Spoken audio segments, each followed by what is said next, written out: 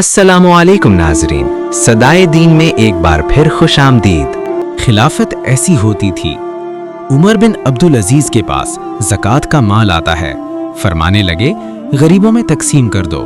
بتلایا گیا اسلامی سلطنت میں کوئی بھی فقیر نہیں رہا۔ اللہ اکبر۔ فرمایا اسلامی لشکر تیار کرو۔ بتلایا گیا اسلامی لشکر ساری دنیا میں گھوم رہے ہیں۔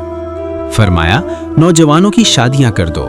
بتلایا گیا کہ شادی کے خواہش مندوں کی شادیوں کے بعد بھی مال بچ گیا ہے۔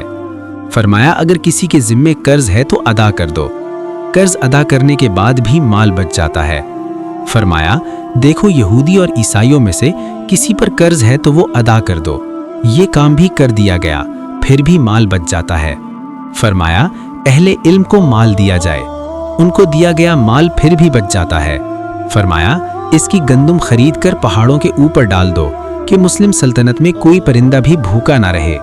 ناظرین، اگر آپ کو ہماری یہ ویڈیو اچھی لگی تو ویڈیو کو لائک، شیئر اور چینل کو سبسکرائب کرنا نہ بھولیں۔ وما علینا الا البلاغ۔ جزاکم اللہ خیر۔